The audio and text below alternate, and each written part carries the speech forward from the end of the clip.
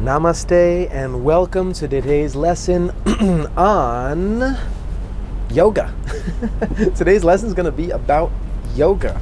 Yes, Dom, we know all the lessons are about yoga, but today specifically the word yoga, where it comes from, what does it mean, why do we use it, what are we looking for, what are the goals, how on God's green earth could it have been so powerful, such an influential and powerful movement in only the last 40 years? Let's break it down. First thing we got to do is define the Sanskrit term. Of course, yoga comes from the root word yuj, Y-U-J. And yuj means to yoke, or to lock two things together, to yoke them. Like a yoke for two oxen drawing a carriage or something like that. You can Google it if you don't know what a yoke is. Now, of course you do. So, a yoke of the two animals being brought together can immediately give us the question, and why is that the root of what we're doing when we touch on this yoga mat? Why are we even doing yoga to begin with?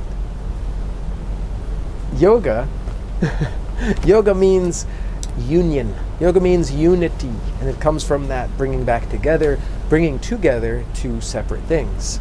But they're not separate. They always were one. They're just kind of in a phase where they're convincing themselves, or one is convincing itself that it's separate from another. That other is the source, is the one, is the universe, is whatever you want to call it. But it's the thing that's far and beyond. It's the creator. It's the architect, if you will.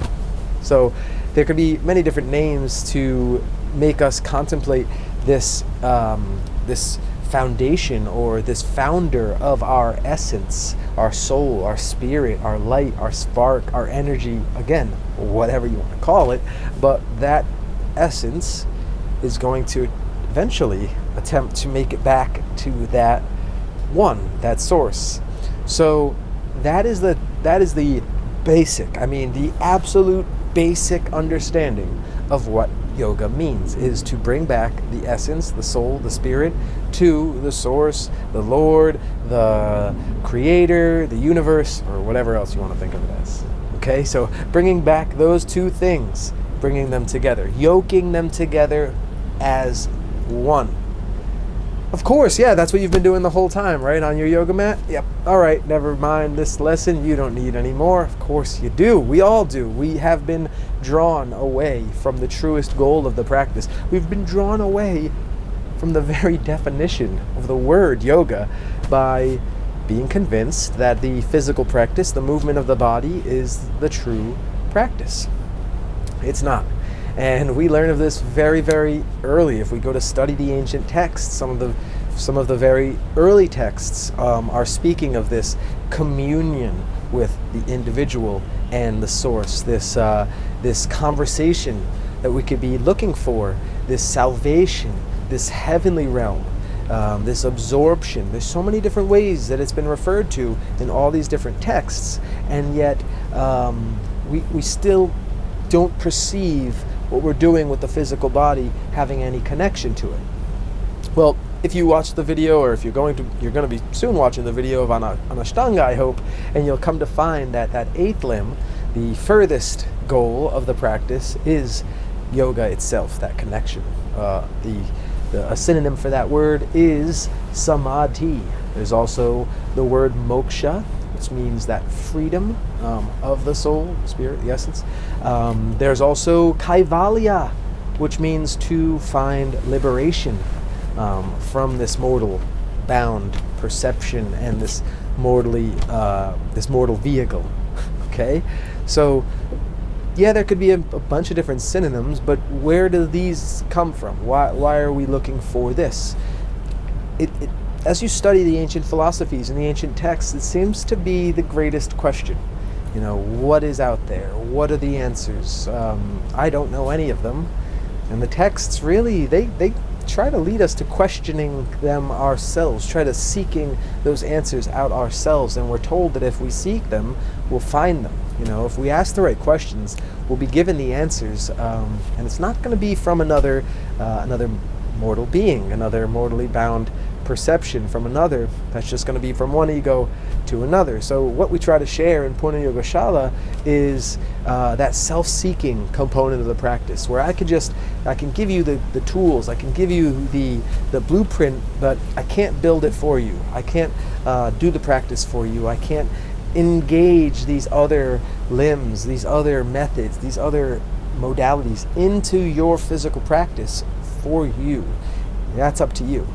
And the whole way, the whole path, it's going to come back. You're going to hear me reference this probably in many classes. It comes back to one of the first times that yoga is even referenced in one of those ancient texts. The text is named the Mahabharata, and the Mahabharata is a story that very, very long. It's encyclopedias worth of texts, but what we get out of it is the most popular text from that is called the Bhagavad Gita, and that is this great battle that happens within an exiled family from a kingdom, and they're trying to reclaim what is rightfully theirs. They're battling back. I'm going to do classes on this one. It is absolutely epic.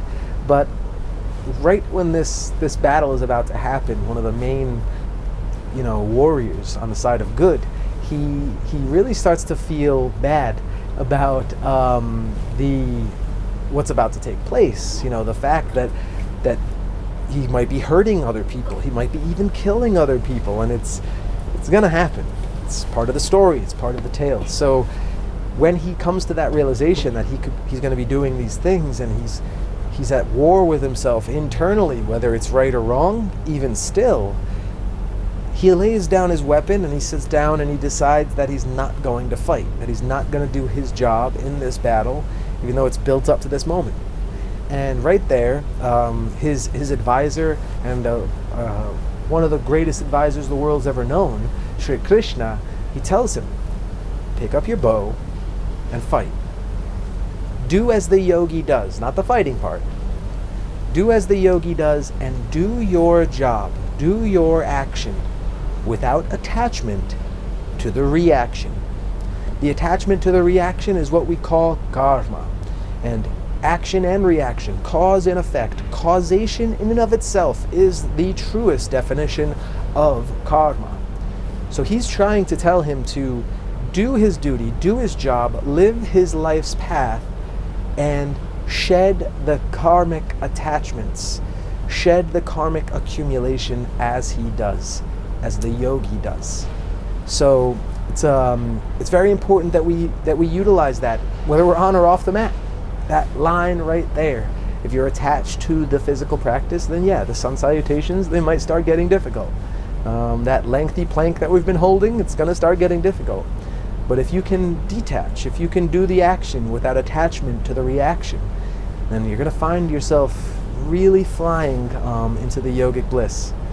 So there's a good little definition breakdown, origin breakdown of yoga, and I'll definitely come back to this topic because the word itself has so much more meaning. And I appreciate you guys joining for this lesson and for all the lessons within Purna Yogashala. I can't tell you how much I appreciate you. Truly, you are loved. Have a blessed day. Namaste.